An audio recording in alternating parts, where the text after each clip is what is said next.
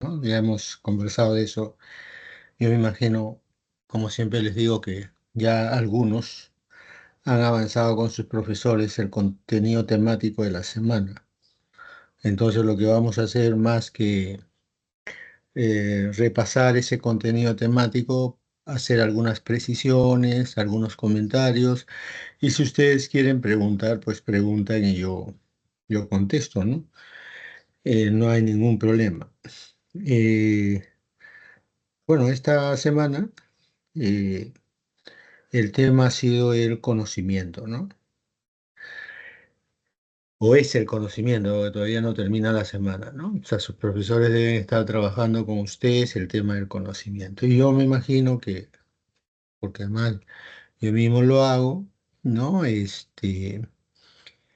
Tratamos de aclarar en primer lugar en qué consiste el problema del conocimiento, ¿no? Porque mientras no tengamos claro en qué consiste el problema del conocimiento, no sabremos ni de la importancia del mismo, ni si las respuestas son adecuadas, pertinentes, nos ayudan a esclarecer algunas cosas que nosotros mismos podamos estar pensando, ¿no?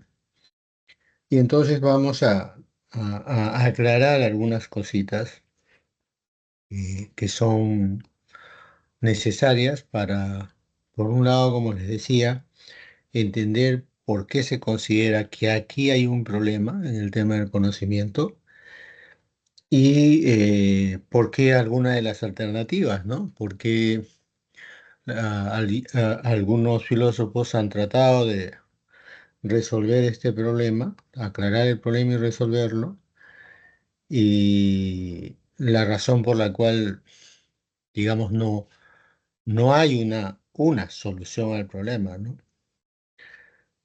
Porque el problema persiste, ¿no?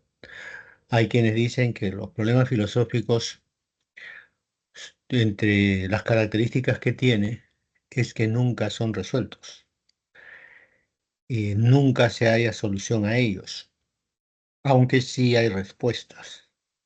Y las corrientes, las escuelas, los filósofos nos brindan algunas respuestas, ¿no? Aunque ellas no sean la solución. Entonces comencemos por eso, comencemos primero de qué se trata esto, ¿no? En primer lugar, habría que partir de lo siguiente. Ustedes están en la pre y están llevando un conjunto de cursos. Cursos de ciencias naturales, curso de ciencias sociales, curso de humanidades, ¿verdad? Y en todos los cursos que ustedes llevan, se nos presentan conocimiento.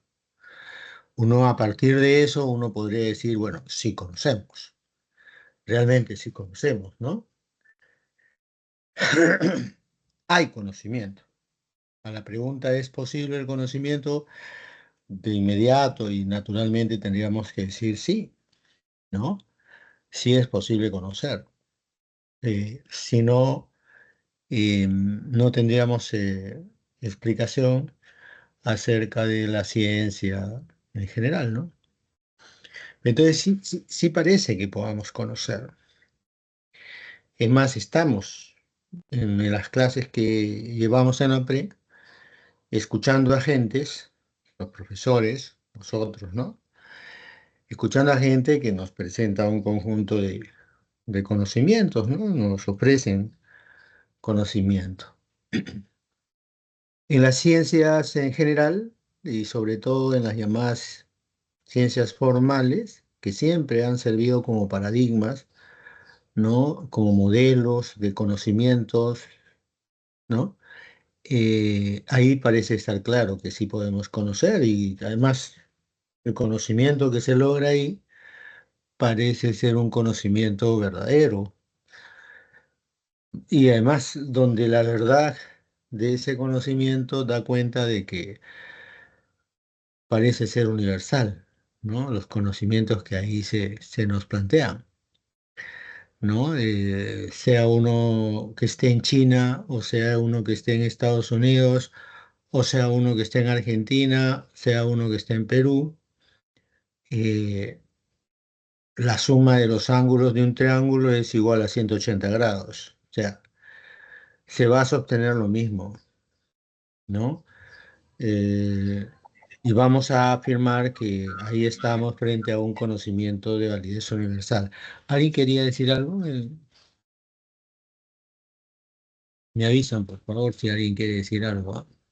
Entonces, decíamos, ¿no? Por ejemplo, en las matemáticas es el caso que nos encontramos frente a un conocimiento que parece verdadero y universalmente, ¿no? O sea, donde las verdades que se plantean ahí, o los conocimientos verdaderos que ahí se presentan, parecen ser universales, como que todos los hombres deberían arribar al mismo conocimiento, ¿no? Y pareciera que al margen de las culturas, de las épocas, cualquiera que use la razón y tenga algunos, digamos, algunos conocimientos básicos de matemática, debe llegar a los mismos resultados, ¿no? Que conozca algunos de los principios que hacen posible ese conocimiento, pues parece que esto sí es posible. Y es más, en la vida cotidiana, igual, ¿no? Tenemos algunos conocimientos que son los que nos permiten a nosotros resolver problemas, sin los cuales no podríamos hacerlos, ¿no? Y digamos, para quien conoce, ¿no? Cómo llegar a la universidad, es decir, conoce la ruta de su casa a la universidad, pues se le hace fácil llegar allí, ¿no? Más allá del tráfico. Em, si alguien me dice mañana nos encontramos en la universidad, yo no tengo ningún problema, ¿no? Sé que hay una ruta para llegar allá, sé, he aprendido que- qué líneas de ómnibuses o cuál es la ruta que debiera seguir el auto que tome, y sé que si no se va por esa ruta, debo preocuparme, ¿no? Porque hay no solo una ruta, hay varias, pero más o menos todas siguen una cierta orientación, ¿no? Y muchas de esas rutas las conozco, ¿no? Y entonces pareciera que tengo algún conocimiento. Es más, se puede decir, ¿no? Que el hombre tiene en el conocimiento que logra la posibilidad de sobrevivir y de vivir mejor. Nuestras respuestas ya no son instintivas, ¿no? Frente al entorno. Sí, tenemos entornos que a veces nos plantean un conjunto de retos, de problemas, y parece que la clave para enfrentarlos adecuadamente, para resolver esos problemas, ¿no? La encontramos en la capacidad que tenemos y la forma en que esas capacidades que tenemos permite que logremos conocimientos. Entonces, desde muy antiguo, ¿no? Se asume que el conocimiento es un elemento fundamental en el ser humano, en la existencia humana, ¿no? Y que si no tuviéramos la capacidad de lograr conocimiento, probablemente nuestra vida como especie estaría en serio peligro, ¿no? Como decía, nuestras respuestas son respuestas en las que media el conocimiento que hacemos de la realidad, ¿no? Pero así como podemos afirmar que conocemos, también podemos reconocer que respecto a nuestra capacidad de conocimiento hay cuestionamientos, ¿no? Hay cuestionamientos que pueden llevarnos, o sea, estos cuestionamientos en algunos casos pueden llevarnos a la negación misma del conocimiento, ¿no? De nuestra capacidad de conocer, ¿no? Si por conocer entendemos, ¿no? Una eh, representación correcta de la realidad, ¿no? Una eh, formulación acerca de la realidad y de la forma en que ésta se desenvuelve, ¿no? Correcta, que efectivamente me permita orientarme adecuadamente en el mundo. Hay gente que podría en duda esto, ¿no? Podría ponerlo por varias cosas, ¿no? Por varias razones. Entonces, así como el conocimiento se nos muestra como una clave para entender la vida humana y la capacidad de orientar la vida humana en el mundo en que nos encontramos, también hay una serie de razones que se pueden alegar por las cuales se puede poner entredicho nuestra, nuestra capacidad de conocer, ¿no? Y eso en el curso de la historia, no solo de la filosofía de la humanidad, se ha hecho evidente, ¿no? Que muchas veces pensábamos tener un conocimiento verdadero, una representación efectiva de la realidad, pensábamos que la realidad era tal como nosotros nos lo habíamos representado, ¿no?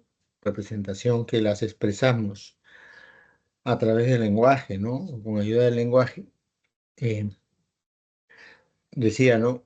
En más de una oportunidad se ha hecho evidente que lo que pensábamos que era conocimiento verdadero terminaba siendo en realidad conocimiento falso. Profesor, Sí, dime Martínez.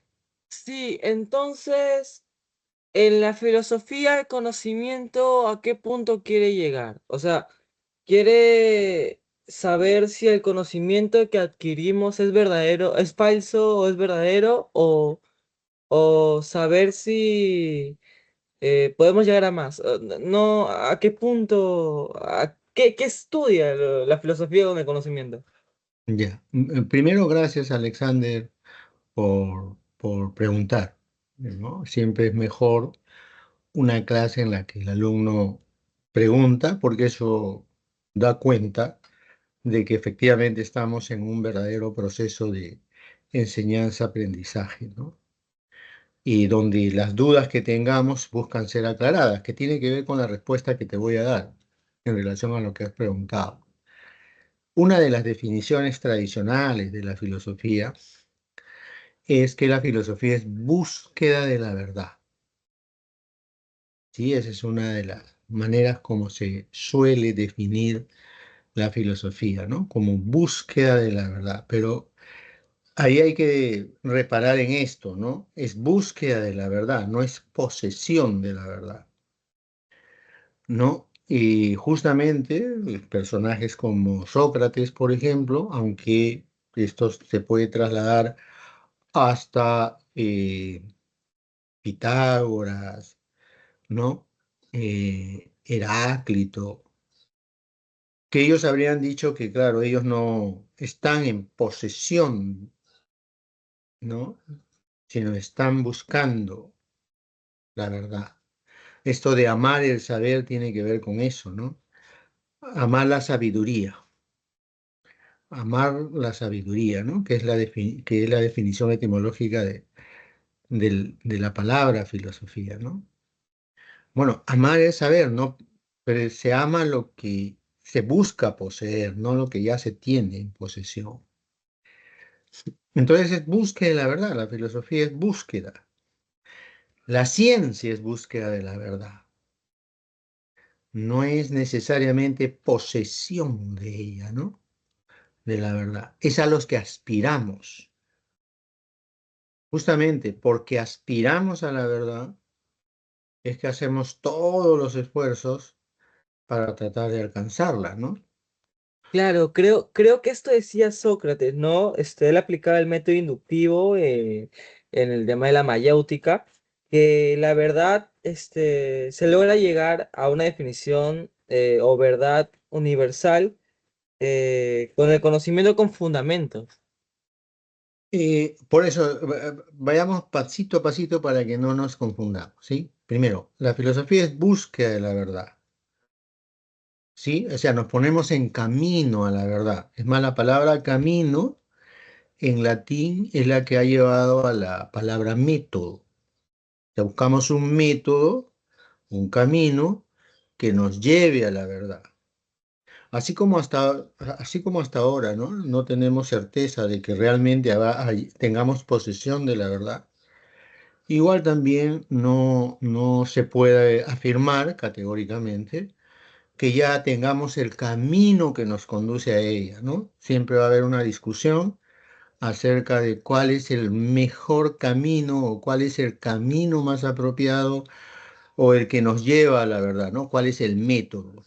¿No? Siempre ha habido una discusión acerca de eso, ¿no? Si hay un método para llegar a ese conocimiento verdadero o en realidad no lo hay.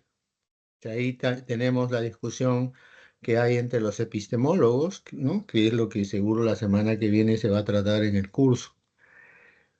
Es decir, está Paul Feyerabend, no hay método, no existe en el sentido de que no hay un método, ¿no? Que en realidad y nadie puede rogarse que tenga el método para acceder a la verdad, ¿no? La mayéutica, la que tú mencionabas, tiene un propósito en el caso de Sócrates, ¿no? La mayéutica es un camino también, un camino, pero donde recuerda tú que Sócrates utiliza este método no para enseñar la verdad que él ya tiene, él no tiene verdad que enseñar, va a decir, ¿no? Él lo que va a hacer es acompañar a las personas en el proceso de búsqueda, y eso es la mayéutica, ¿no? A través de preguntas va buscando que la persona por sí misma comience a caminar en dirección a la verdad. Él lo que busca es colocarlas en ese camino. Y para colocarlas en ese camino, recordarás tú la mayéutica, la idea es primero hacer que la persona reconozca que no sabe.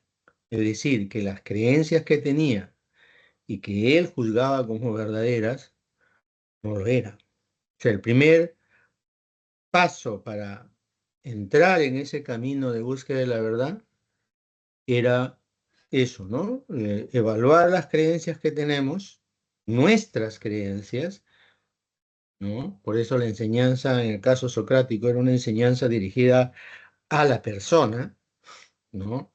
La persona tiene que darse cuenta a partir de la revisión de sus creencias, no de las creencias de Sócrates, no de las creencias de otros, sino de nuestras propias creencias, ¿no?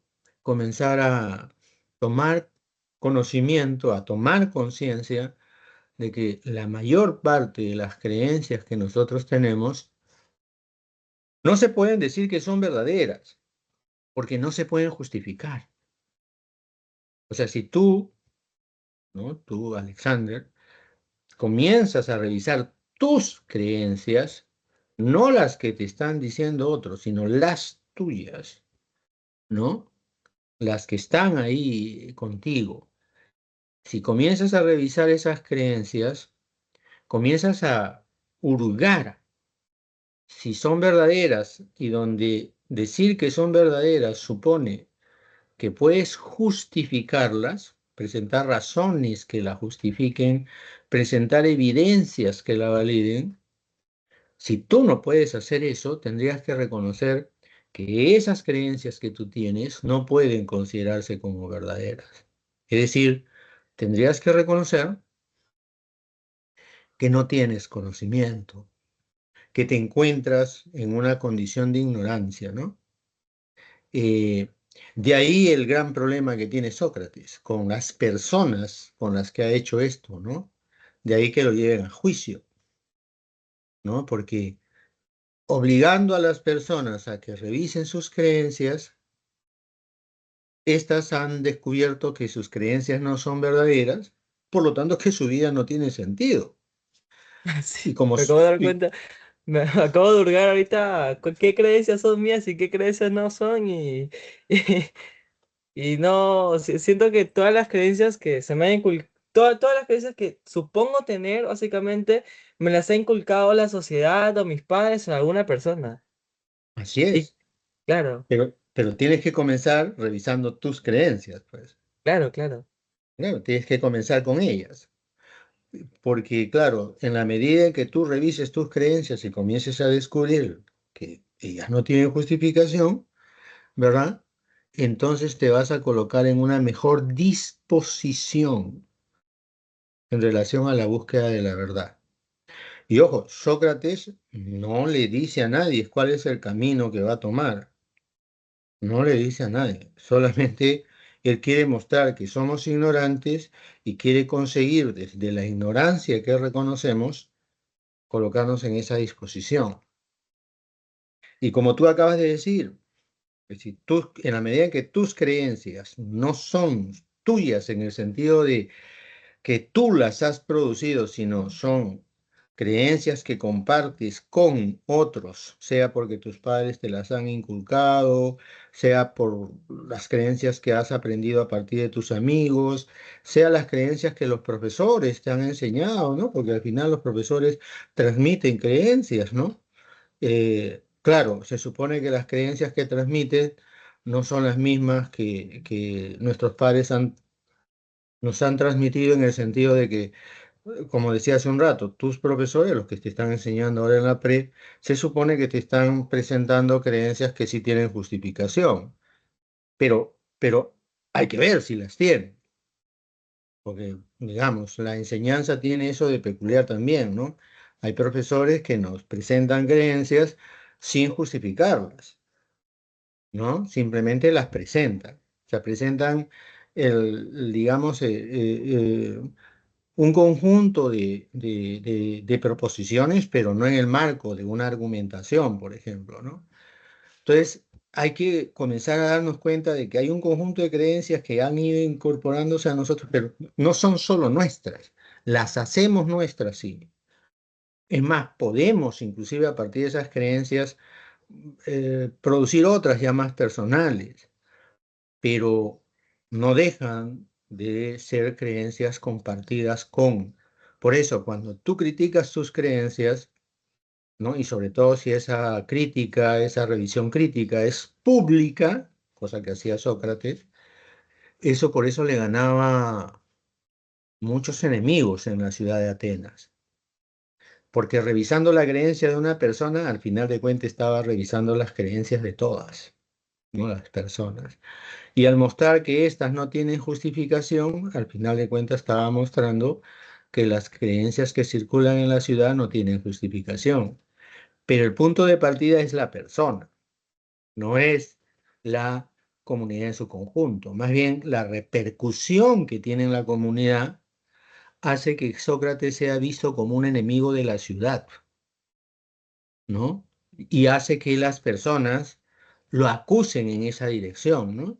De ser enemigo de la ciudad. O sea, Sócrates lo acusan de eso, no de ser enemigo de Anito, de Meleto, de Licón, que son sus acusadores directos, sino estos lo están acusando de justamente minar la ciudad de Atenas, ¿no?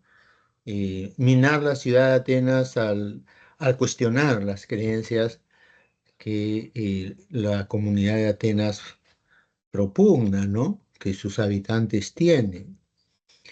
Bueno, y entonces, claro, la filosofía es búsqueda de la verdad, búsqueda permanente de la verdad. Por eso yo suelo decirle a los alumnos, ¿no? Que para ser filósofo no hay que tener un cartón. Para ser filósofo, todos estamos convocados a ser filósofos. Para ser filósofo necesitamos colocarnos en esa disposición y mantenernos en ella. No hay filósofos, no solamente que no han estudiado en la universidad, porque la universidad es una creación muy posterior al surgimiento de la filosofía, sino Para ser filósofo lo que necesitamos es tener la valentía, porque hay que ser muy valientes para comenzar a revisar nuestras creencias al punto de que quedarnos a veces sin piso, ¿no? Descubrir que nuestra vida discurre sin sentido, porque Entonces, sí, dime, dime. partir, partir en busca del conocimiento sabiendo que no tienes nada. Sabiendo que no tienes conocimiento o que has Claro, descubierto que no lo tienes, que claro. creías tenerlo, pero que no lo tienes, Lo mismo que hace ¿no? Sócrates, ¿no? Es lo mismo, Sí. lo mismo. Y profesor, ¿por qué le llamaban el partero de ideas? Justamente por eso, ¿no? Porque guiaba a las personas para que ellos mismos se evalúen las creencias que supuestamente sentían que eran suyas cuando tenían esencia, eh, Ujú. la esencia era compartida. Entonces, Sócrates lo que hacía era que se justifique y todo, y terminan guiando a las personas a encontrar la verdad que necesitan. Digamos así, ¿no? O sea, está bien lo que has dicho, pero hay que afinar ahí algunas cositas, ¿no? Sí, sí, sí. Pero sí está bien, en lo básico está muy bien lo que has dicho, ¿no? La idea ahí es esta, ¿no? O sea, o sea, eso de partera, bueno, tú eres muy jovencito, ¿no? Antes no habían obstetrices, no habían obstetrices. En las comunidades habían parteras, o sea, personas, mujeres en este caso, que ayudaban a otras mujeres en el momento del parto, en el momento de dar a luz. Y normalmente, ojo, porque esta es una analogía, una metáfora también se puede decir. Bueno, pero habitualmente en las comunidades antiguas, las parteras no eran las que estaban embarazadas, es más, muchas de ellas eran en realidad personas que no podían tener hijos.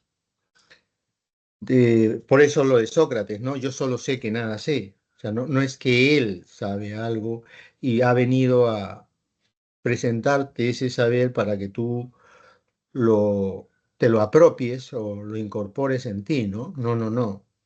Él no te va no va a ser como algunas personas hacen habitualmente en nuestra época. No sé si a ti te ha pasado, a mí sí me pasa. Creo que a muchos le pasa que vienen, tocan tu puerta y te dicen, bueno, he venido a traerte la verdad, ¿no? La verdad, o sea, ya alguien tiene la Te la verdad, imponen. ¿no? Y ha venido simplemente a presentártela y tú tienes que aceptarla. Sócrates no está haciendo eso. Sócrates no está diciéndote, yo tengo la verdad y he venido a presentártela y lo que te toca a ti es simplemente aceptar. No te está diciendo eso. Te está diciendo, he venido acá simplemente para decirte que revises tus creencias porque muchas de las que tú tienes quizá no sean verdaderas. Y si las revisaras, harías muy bien porque lo que alimenta el alma son las creencias, ¿no? Y hay veces alimentamos mal al alma. Le damos alimentos que en vez de favorecerla, la corrompen. Entonces tú revísalas, ¿no? Yo te voy a ayudar, pero no puedo presentar creencias verdaderas, porque eso es algo que tú Claro, tienes que descubrir, porque están en ti. Recuerda lo que va a venir luego con Platón, ¿no? La reminiscencia. O sea, está en ti la posibilidad de hallar ese saber. Está en ti el esfuerzo que tienes que hacer para hallar ese saber. Está en ti, ¿no? El hacerte de los medios que te ayuden a alcanzar ese saber. Eso hace que podamos distinguir entre la búsqueda que hacen gente como Sócrates y los griegos, con por ejemplo lo que va a venir después, cuando el cristianismo se imponga, ¿no? Donde, como decía, ya no es algo que está en ti, la verdad ya no está en ti, la verdad es algo que viene de fuera, no es Dios el que con su gracia te va a presentar la verdad y tú Simplemente tienes que ponerte en una disposición de aceptación, que es a lo que llamamos fe, ¿no? La fe es eso, ¿no? Una disposición de aceptar esa verdad que de afuera viene y de este ser trascendente viene, ¿no? En Y cambio, Sócrates, de ahí sí, proviene que la gente necesita algo en qué creer para que su vida cobre sentido. claro, algo de qué creer y ese qué creer viene de fuera, ¿no? Cambio ellos te están diciendo, gente como Sócrates y gente como los filósofos te están diciendo, no, eso es algo que tú tienes que buscar, que te va a costar un esfuerzo enorme, pero no lo puedes evitar y además va a implicar virtudes que tienes que tener, la valentía es una de ellas, porque va a implicar un esfuerzo que en algunos casos, ojo, te puede llevar al sinsentido. O sea, la filosofía abre esa búsqueda, pero no determina, ¿no? Hacia dónde esa búsqueda va a arribar.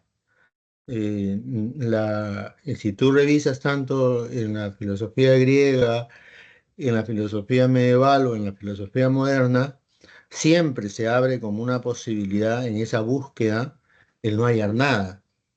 A eso le llamamos nihilismo. Nihil es nada, ¿no? En esa búsqueda que emprendemos, podemos hallar algo, pero podemos no hallar, no hallar. Y lo valioso no es lo que alcanza, se dice, ¿no? Es lo que en el proceso de buscar eso vas logrando, porque en el proceso de lograrlo vas alcanzando virtudes que no te vas haciendo virtuoso. No es al final que está la virtud, es en el proceso mismo, ¿no? En el que te vas volviendo virtuoso. Pero vuelvo a insistir en esto porque hay mucha gente que confunde. La filosofía, ¿no? No necesariamente te va a llevar a la verdad. Y abre como una posibilidad siempre el que no encontremos nada, es decir, en el sinsentido, en el nihilismo, ¿no? Siempre va a haber esa posibilidad, ¿no? Bueno, pero regresando al tema mismo, ¿no? Del conocimiento. Entonces decíamos que es esta búsqueda, ¿no? De la verdad. O sea, estamos tratando de buscar conocimientos, ¿no? Es decir, hacernos de representaciones, hacernos de creencias verdaderas. Es más, una definición famosa, ¿no? Que se da acerca del conocimiento la provee Platón, ¿no? El conocimiento es una creencia verdadera sustentada en razones y pruebas que la justifiquen, ¿no? Ojo, el conocimiento es una creencia, ¿no? O sea, nosotros tenemos creencias, pero no a todas las creencias le llamamos conocimiento. Solo se llamará conocimiento a esa creencia verdadera, ¿no? Es decir, que está sustentada en razones o pruebas. Es decir, donde se distingue creencia de conocimiento en la medida en que el conocimiento es creencia, pero creencia justificada. Y donde esa justificación, sí, es la que permite afirmar que es verdadera, ¿no? Permite afirmar que es verdadera. Entonces son las razones las que comienzan a interesar, ¿no? ¿Qué razones, qué pruebas presentas para justificar las creencias que tienes, ¿no? ¿Cuáles son esas razones, esas pruebas? ¿No? Esa es una famosa definición, como decía, de Platón, ¿no? Pero no es la única, claro está, ¿no? Que se ha dado acerca del conocimiento. Entonces, creencia es algo que el sujeto considera verdadero, ¿no? El que tiene una creencia, aquello que se afirma en ello es lo que se considera verdadero, ¿sí? Y decimos que es verdadera cuando afirmamos que aquello que en la creencia se sostiene, o sea, la representación que esas creencias supone, eh, corresponde a la realidad. Y ahora nos toca ver qué evidencias, qué argumentos, qué pruebas, qué razones alcanzamos, ¿no? Para justificar como verdadera esa creencia. Eso es básicamente de lo que se trata aquí, ¿no? Cuando tú ingresas a la universidad, te vas a dar cuenta de que, o debería ser así en todo caso, ¿no? En la universidad todas las creencias deben circular, pueden circular. Es el único espacio que además está protegido, por eso hablamos de autonomía. O sea, la universidad es un espacio protegido para que en ese espacio circulen todas las creencias, y todas se sometan a evaluación. Y donde evaluar una creencia es buscar, ¿no? ¿Qué la sustenta? ¿Qué razones? ¿Qué pruebas? Y donde, claro, lo que no se puede aceptar en la universidad es que alguien diga que tal creencia es verdadera sin presentar razones, sin presentar pruebas, sin presentar justificación, ¿no? Cuando nosotros decimos en la universidad circula el conocimiento, lo que estamos diciendo es eso, ¿no? Circulan las creencias, pero estas circulan, ¿no? Y forma parte de este circular de las creencias el que los miembros de la comunidad comiencen a buscar o presentar las razones, los argumentos, las pruebas que justifican que esa creencia deba ser considerada como verdadera, ¿no? Por eso es absurdo, hay veces cuando se le quiere prohibir a la universidad revisar ciertas creencias, porque si uno le quita a la universidad, ¿no? Esa protección que tiene ella para revisar todo tipo de creencias, uno lo que está haciendo es abrir las puertas a que se genere un dogmatismo, ¿no? Es decir, gente que cree y fuerza a que los demás crean sin que aquello que están queriendo que los demás acepten como verdad tengan razones, evidencias, pruebas que realmente la justifiquen. No en nuestro país, por ejemplo, se han dado leyes, ¿no? No se debe tocar tal tema. ¿Por qué no? ¿Por qué no? ¿Por qué no se debe tocar determinados temas? ¿Mm? Claro que todos los temas pueden tocarse.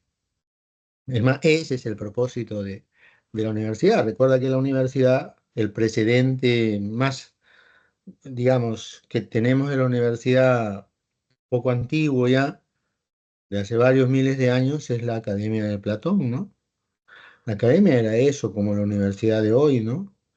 Un lugar donde se revisaban las creencias, y revisarla quería decir,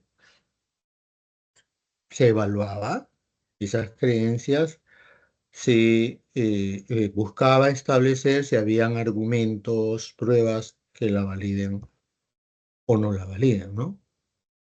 Es más, si no tenía pruebas o argumentos, no se validaban, no se podían considerar como verdaderas esas creencias.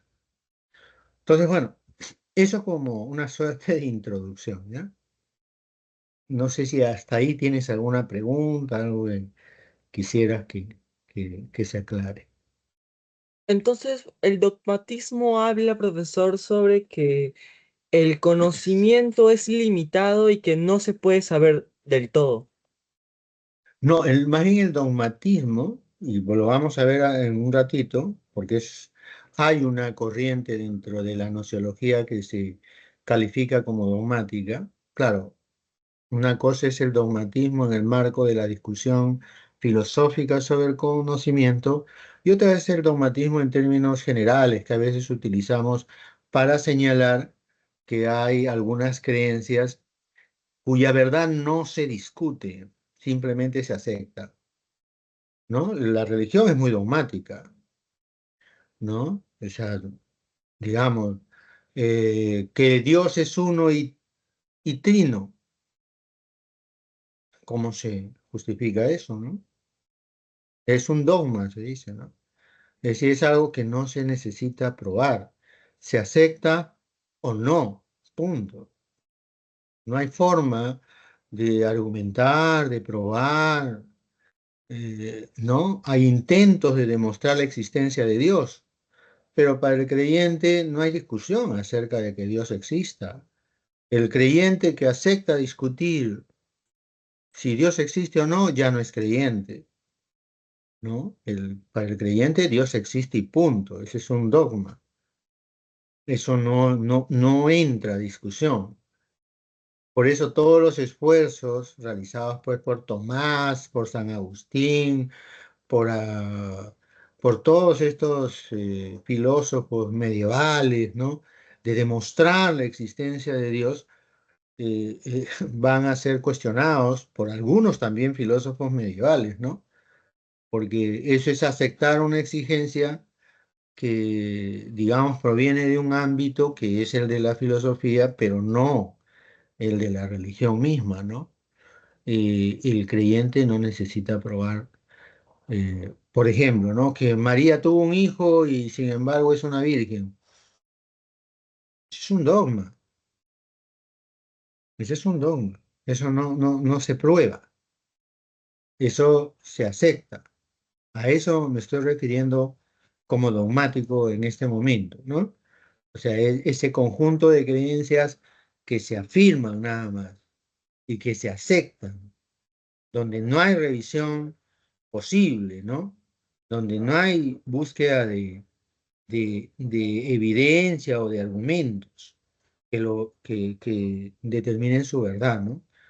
Es simplemente aquello que se considera como verdadero y punto, ¿no? Donde no se exige ni argumentación ni nada, ¿no? Y es la verdad revelada, por otro lado, ¿no? Es la verdad revelada. Y bueno, pero no, en el caso de la filosofía, ¿no? La idea más bien es otra, ¿no? Tú afirmas una verdad y ahora tienes que presentar los argumentos que aseguren que es verdadera, ¿no? Donde la verdad, vuelvo a insistir en esto que ya hemos presentado y que hemos consentido tú y yo, ¿no? La verdad es algo que se busca, ¿no? No es algo que se afirma, sino es algo que se busca, ¿sí? Entonces, eso es el punto de partida, ¿no? Ahora bien, en el material que está circulando esta semana, la discusión sobre el conocimiento de frente se sitúa en el mundo moderno, de frente, ¿no? No se revisa cómo fue tratado esto en el pasado, sino de frente. ¿Por qué digo de frente? Porque de frente se nos coloca frente a corrientes y pensadores que pertenecen en realidad al mundo moderno, ¿no? Cuando se habla de Descartes, Hume, ¿no? Empiristas, racionalistas, criticistas. En realidad, la discusión sobre el conocimiento de frente se sitúa en el mundo moderno, ¿no? ¿Por qué en el mundo moderno? ¿Por qué justamente siglo XVI, XVII, XVIII? ¿Por qué allí no cobra tanta importancia el tema del conocimiento? Es que antes no había preocupación sobre el conocimiento, sí la había. Claro que la había. Y había habido discusión acerca del conocimiento, de lo que es posible conocer y de lo que no es posible conocer, ¿no? Claro que sí había discusión sobre esto, pero hay que recordar que el mundo moderno, el proyecto se va a llamar, ¿no? Moderno, la modernidad, es un proyecto que tiene como eje central un tipo especial de conocimiento. No es una preocupación por el conocimiento en general, es la preocupación por buscar un conocimiento en particular. un tipo de conocimiento en particular. Un conocimiento que es al que nosotros le vamos a llamar luego científico. ¿Por qué se está buscando un tipo de conocimiento? Porque ha comenzado a cuestionarse el tipo de conocimiento que se había privilegiado antes, ¿no? Ese conocimiento metafísico, ¿no? O donde la metafísica tenía una centralidad, ¿no? El mundo moderno nace buscando un tipo de conocimiento que además sea un conocimiento que permita ejercer dominio sobre la naturaleza, ¿no? O sea, si tú revisas a los precursores de la modernidad como Francis Bacon, te va a decir, ¿no? Saber es poder. Y donde saber es poder, ¿qué significa, no? Que hay un conocimiento que te permite lograr cierto control y dominio sobre la naturaleza, ¿no? Y el proyecto va en esa dirección. ¿Cómo logramos un conocimiento que nos permita un dominio sobre la naturaleza? Porque el que tenemos ahora no permite eso, ¿no? No permite ejercer dominio sobre ella, ¿no? Digamos, piensa tú en lo que luego dirán los positivistas como Comte, ¿no?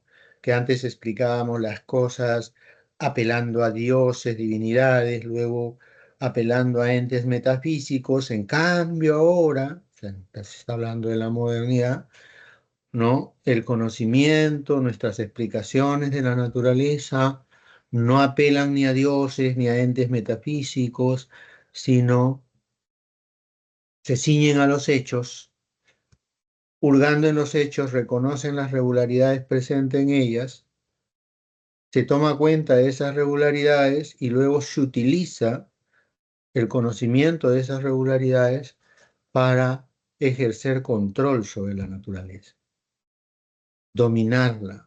Dominarla, es decir, usarla en la dirección que a mí me dé la gana, la que me resulte más favorable, más beneficiosa, que es lo que estamos haciendo hasta ahora, ¿no? ¿Por qué la ciencia ha tenido tanto, digamos, tanto reconocimiento? ¿Por qué se le ha otorgado, ¿no? Una centralidad en el mundo moderno y el contemporáneo, ¿no? Porque nos permite eso. Es un conocimiento que deriva en lo que ahora llamaríamos tecnología, ¿no? Es decir, la tecnología, ¿qué cosa es, no? Ojo, no hay que confundir objeto tecnológico con conocimiento tecnológico o tecnología, ¿no? La tecnología es, el conocimiento tecnológico resulta del conocimiento científico, pero que de él lo que se busca derivar son aplicaciones prácticas, ¿no? Digamos, tú tienes ciencia de los materiales, ahora hay una carrera que se llama además así, ¿no? Ciencia de los materiales. Gente que está estudiando los materiales que están a nuestro alrededor, pero su propósito, ¿no? El propósito de buscar conocimiento de esos materiales es descubrir cuáles son, digamos, las características de esos materiales que nos permitan luego, ¿sí? Producir materiales útiles, es decir, materiales que nos permitan producir cosas, que nos permitan, eh, inclusive la producción de nuevos materiales. Muchos de los materiales que tú ves en las cosas que utilizamos son producidos a partir de la combinación de otros materiales. No son naturales, son artificiales. La computadora que yo estoy usando, la que tú estés usando, o el celular, o la tablet, están hechos de materiales que no son naturales. Han sido el resultado de una mezcla, combinación, alteración, ¿no? Pero no son naturales ya. Y eso es gracias al conocimiento científico y a la forma en que de él se han derivado luego conocimientos que buscan producir cosas, modificar, alterar, etcétera, ¿no? Bueno, entonces el conocimiento, eh, tal como está presentado en los materiales que nos dan en la PRE, refiere a la polémica que se va a desarrollar en el mundo moderno. Pero el contexto es ese, ¿no? Se está buscando un conocimiento que le permita al hombre ejercer dominio sobre la naturaleza. Y Descartes va a ser claro en eso. Él no está buscando cualquier conocimiento, está buscando un conocimiento que le permita al hombre tener dominio sobre la naturaleza. Y para que ese conocimiento sea posible, el propio Descartes lo dice, y digamos, o en todo caso, indirectamente se puede encontrar claro esto.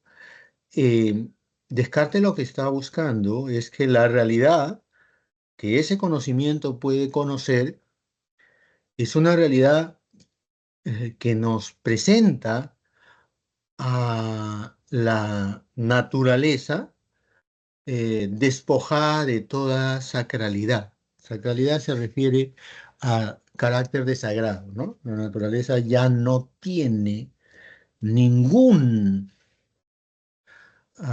atributo que la haga, pues, sacra, ¿no? O sea, la dote de sacralidad. ¿Por qué?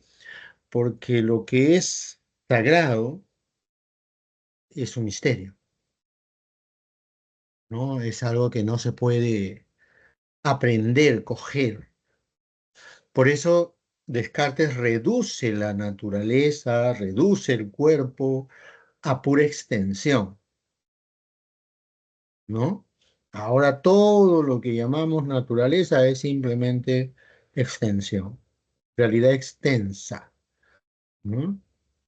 Y claro, entendida así la naturaleza como realidad extensa, Descartes cree que sí se puede conocer, y se puede conocer con exactitud además, ¿no?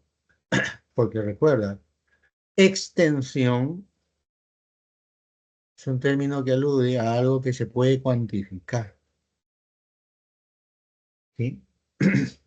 De allí que la física moderna sea física matemática. Si tú tomas la física de Aristóteles y la comparas con la física moderna, vas a ver que o sea, hay un abismo entre ambas,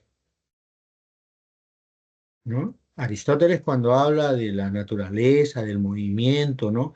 Introduce pues ahí una serie de categorías que dan cuenta de cómo ahí la naturaleza se, se entiende, ¿no? Como algo que está atravesada por elementos metafísicos, ¿no? En cambio, en el caso de la física moderna, no, ¿no? No hay nada de eso. Todo es extensión. O sea, todo lo que se nos presenta como naturaleza no es más que cosas que tienen como una definición su carácter extenso. ¿Sí? Alto, largo, profundidad, todo eso es extensión. Y claro, ahí viene la fórmula racionalista de Descartes, pues, ¿no? Que esa extensión puede ser conocida. Y la razón es la clave para lograr conocimiento de esa realidad extensa. Es la clave, porque la naturaleza y la estructura de la naturaleza es una estructura matemática. Recuerda tú que Descartes es un matemático, ¿no? Y además uno de los grandes matemáticos, ¿sí? Recuerda que a él se le debe Analítica. la geometría analítica, claro. Él no está estudiando la misma naturaleza que estudiaban los antiguos. Él está estudiando la naturaleza luego de quitarle todo el carácter desagrado a ella y solamente reconocerle el carácter extenso de la misma, ¿no? Entonces, de alguna u otra manera, lo que hace la filosofía de Aristóteles es como enaltecer la naturaleza, de que es algo intocable, intangible, de que solamente se puede analizar Claro, recuerda tú, ¿no? El propósito de la filosofía para Aristóteles era el comprender, nada más. la esencia. Claro, el poder desentrañar cuál es la esencia de las cosas, Ujú. ¿no? Pero donde esa esencia no permitía manipular las cosas. Era un conocimiento contemplativo, por eso se dice, ¿no? No tenía propósitos utilitarios, no tenía propósitos prácticos. Es más, había una separación entre conocimientos prácticos y conocimientos teóricos, donde los conocimientos teóricos eran puramente especulativos, Claro. con un solo propósito, comprender, nada más. No tenía otro propósito. Es más, Aristóteles considera que ese conocimiento que a veces buscamos con otros propósitos, con propósitos más allá de la comprensión, ese es un conocimiento inferior. Pero el conocimiento superior es ese que solamente permite la comprensión, ¿no? Es decir, vas más allá de lo utilitario, ¿no? Donde lo utilitario se Quedas- asume como un momento, pero un momento inferior, ¿no? lo deja en segundo plano. Claro, o sea, por ejemplo, si lo colocamos y hacemos, ¿no? Algo así como utilizamos el mapa aristotélico para reconocer qué carreras son o serían para Aristóteles las más importantes, las ingenierías no serían unas carreras importantes. Las ingenierías, si tú te fijas, ¿cuál es el propósito de la ingeniería, ¿no? De los estudios de ingeniería. Aplica más la Es razón. aplicar, Sí, es sí. transformar el entorno, es modificarlo, es tratar al entorno como pura extensión, ¿no? Nuestras ciudades son eso, ¿no? Ingeniería. Eh, Mira nuestras ciudades y te vas a dar cuenta que todo ha sido modificado, todo ha sido alterado, todo ha sido transformado, todo ha sido diseñado para que el hombre viva con bienestar seguro, ¿no? Bienestar, pero ese bienestar alcanzado sobre la base de un conocimiento en lo fundamental práctico. Además, ahora hay gente que dice, claro, las humanidades ya no se les da importancia, ya no se les da... Sí, pues, es que era el resultado inevitable del mundo moderno. ¿Mm? Si lo único tu único propósito es transformar el entorno, modificarlo, y la forma de lograrlo ha sido reducir la naturaleza a mera extensión, a objeto extenso, ya las humanidades no tienen sentido. ¿Mm? Profesor, hace Sí. tiempo escuché una frase que decía, no sé si estará del toda completa, pero decía, el hombre obtiene conocimiento, eh, y a través de esto vuelve al mundo para transformarlo. ¿Mm? Sí, bueno, hay una famosa frase de Marx, de Carlos Marx, que dice así, ¿no? Los filósofos no han hecho más que transformar el mundo, más que contemplar el mundo, pero de lo que se trata es de transformarlo, ¿no? Esta es una afirmación muy moderna. Es decir, el propósito es la transformación del mundo. Y el conocimiento que buscamos debe ayudarnos a lograr esa transformación. Pero el objetivo es transformar, ¿no? No es tener una relación pasiva con el mundo, contemplativa con ella, con el mundo, sino es tener una relación activa, ¿no? Ya Directa. nuestra relación es otra, no, Ujú. no es la misma que teníamos antes, ¿no? ¿Que eso ha traído una transformación del mundo? Sí, pero también ha traído una serie de consecuencias al no contemplar esas otras dimensiones que hemos dejado de lado, ¿no? Todo este problema del cambio climático tiene que ver con eso, ¿no? Ya para nosotros la naturaleza es eso, un recurso nada más, un recurso, algo que está allí y cuyo sentido nosotros le otorgamos en el momento en que tomamos ese recurso y lo transformamos en vista a el bienestar humano. Por eso se dice que nuestra época es una época antropocéntrica, ¿no? Es decir, el centro es el hombre y donde todo adquiere sentido, pero solo en relación al hombre, ¿no? Digamos, no, todavía no hemos, o sea, en algún momento se hablará de la antropología filosófica, pero digamos, ya podemos ver acá, ¿no? Cómo es que, claro, en el mundo moderno, no solamente el conocimiento va a ser un problema central, ¿no? Sino va a volver a colocarse también como problema central el problema del hombre, porque al final de cuentas, el hombre es el centro en el mundo moderno, ¿no? En el mundo moderno y hasta ahora. El hombre sigue siendo el centro, ¿no?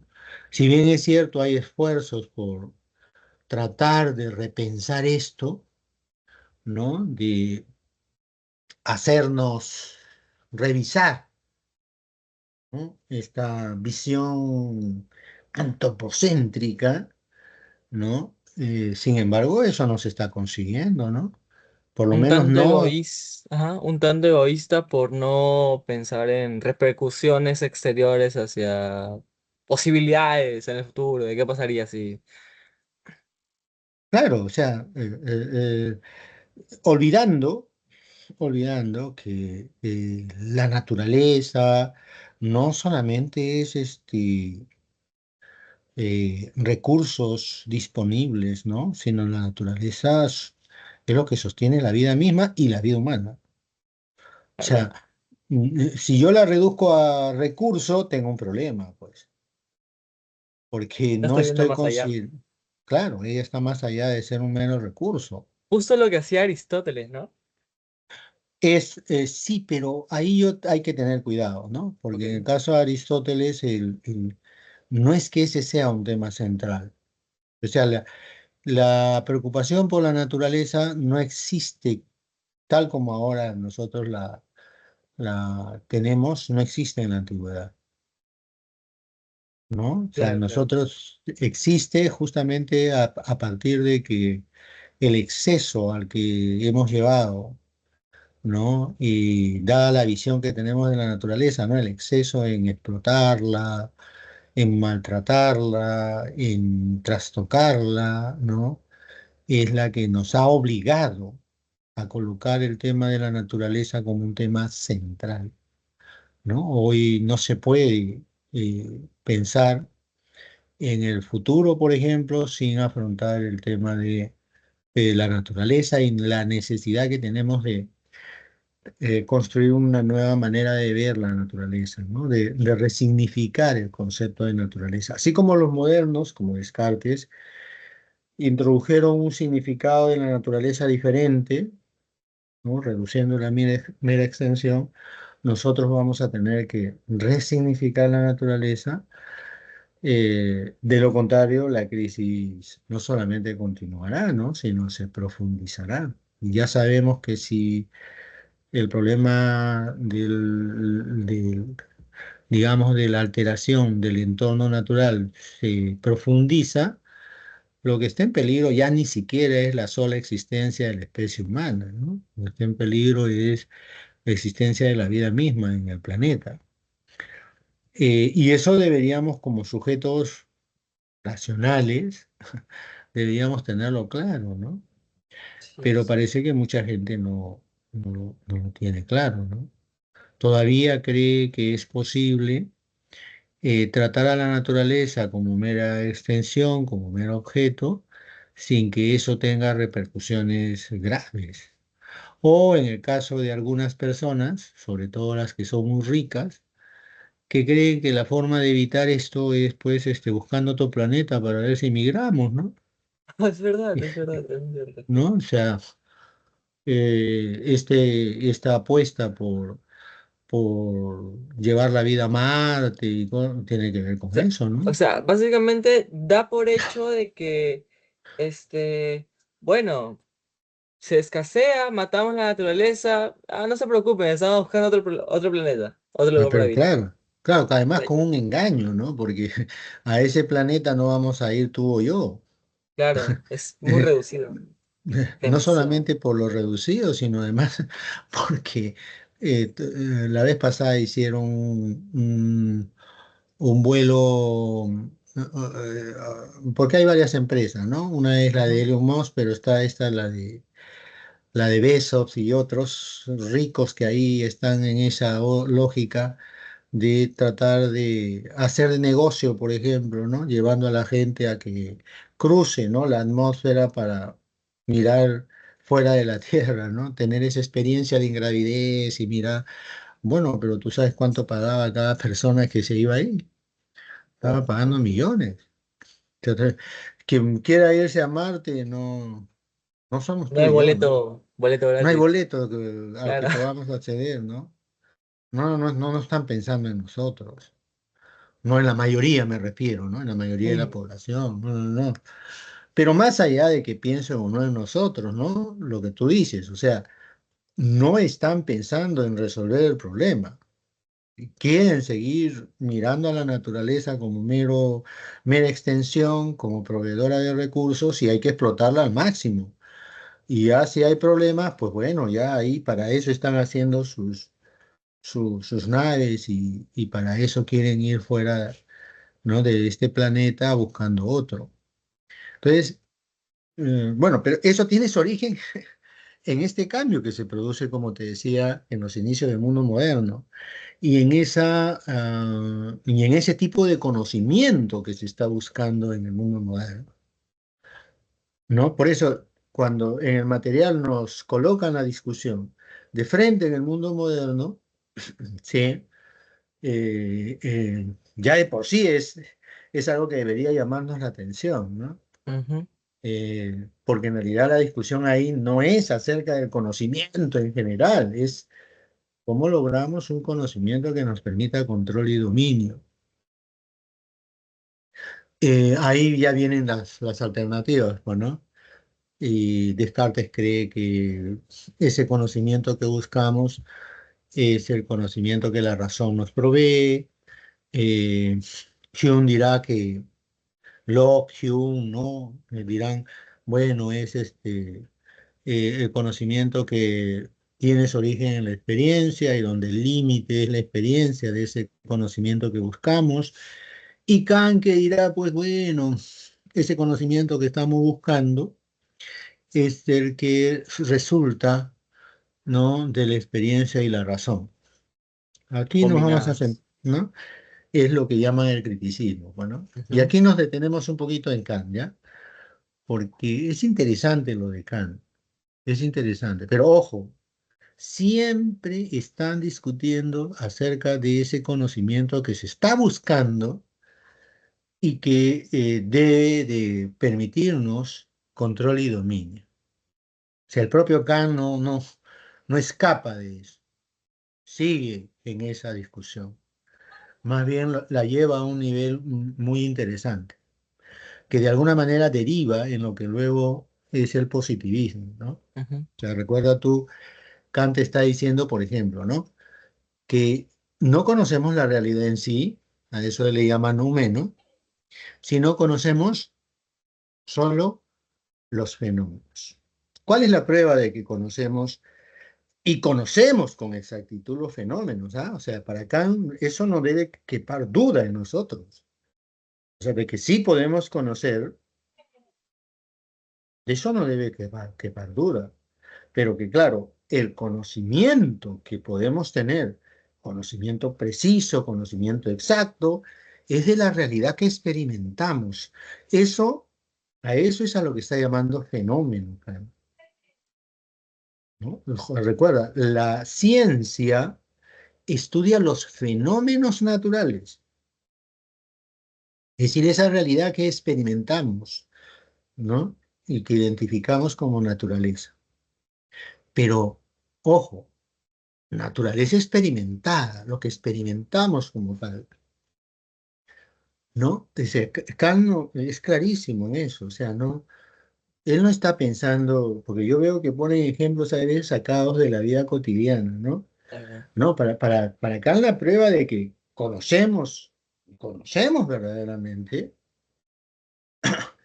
es la ciencia, ¿no? En la crítica de la razón pura comienza con eso, ¿no? Primero entró por el camino de la ciencia la matemática, luego la lógica y por último la física. Se está refiriendo a la física de Newton. O sea, para él la física de Newton muestra claramente que aquí tenemos conocimiento y conocimiento verdadero, verdadero. Lo que él declara como incognoscible, ¿no? Es el conocimiento de la realidad independiente de la experiencia. O sea, si hay algo que está más allá de lo que experimentamos, eso no podemos decir nada acerca de eso. Por ejemplo, si tú me hablas de Dios, yo no puedo decirte nada acerca de Dios. O sea, yo no podría decirte nada acerca de Dios. Más aún si hemos establecido como límite de conocimiento el mundo que experimentamos. Porque Dios no pertenece, no forma parte del mundo que experimentamos. Es algo que nosotros situamos más allá del mundo que experimentamos. Ser Metafísico. creyente, el verdadero creyente, porque he escuchado a mucha gente hablar de Dios, pero es curioso porque Claro, ya lo que dicen ya no muestra que no son realmente creyentes, ujú, ¿no? Están creyendo que Dios es algo así como una idea. No, para el verdadero creyente, Dios no es una idea, claro. es una realidad, es algo real, algo que existe con independencia de nosotros. Es más, nosotros somos creación de Dios. O sea, si hay algo auténticamente real, eso es Dios. Nosotros somos una realidad derivada. Ah, entonces Somos una realidad. nosotros somos la prueba de que Dios existe, básicamente. Sí es, sí es. O sea, la prueba somos nosotros, pero ojo, Dios es esa realidad que está más allá de nosotros y que sostiene además todo cuanto existe. ¿Y qué dice Kant de eso? O sea, Lo básicamente dice declara que, incognoscible, o sea, lo ajá, declara fuera de lo que podemos conocer. noúmeno. Y claro, es el número. Claro, claro, claro. Dios es el número. El número kantiano, digamos, es Dios, pues, ¿no? Esa realidad que está más allá de nosotros. Pero ojo, que yo no puedo discutir. O sea, Kant no está diciendo que Dios no exista, que solamente existe lo que experimentamos, ¿no? Él está diciendo, hay una realidad que existe efectivamente, pero que está más allá de todo alcance mío, ¿no? En términos de conocimiento, de mis posibilidades de conocerlo. Está más allá. Sí, yo no puedo saber de él. No puedo afirmar nada. No Ah, está diciendo que no exista, ¿no? Hay algunos que hacen una lectura kantiana. No, no es posible conocer la realidad, sí, no es posible conocer la realidad en sí, sí, no es posible. Pero cuando tú dices no es posible conocer la realidad en sí, no está diciendo que esta realidad no exista, está diciendo que está fuera de mi alcance poder ok. decir algo de ella. Entonces, podríamos decir que Kant afirma que el podemos saber que existe un conocimiento X, pero ese conocimiento que está más allá de nuestro alcance es un conocimiento al que no podemos acceder. Al que no podemos acceder, así es. ¿No? De eso no podemos decir nada. Y de esto que sí podemos decir, que es lo que experimentamos, ahí es donde se detiene Kant. porque está tratando de justificar la ciencia, pues, y de explicar cómo la ciencia es posible. O sea, pero ojo, no está hablando del conocimiento en general, No, sino no, no sé. de la ciencia. Ujú. ¿Cómo es posible esto? Y es lo que se da cuenta que en el caso de la física es posible porque ha limitado su objeto de estudio. ¿Cuál es el límite de su objeto de estudio? La experiencia. La experiencia, ese es el límite. Es A más, lo que él él va a llama, decir, a lo que él llama fenómenos. claro, claro, Ya. el límite es ese, ¿no? Solo conocemos los fenómenos.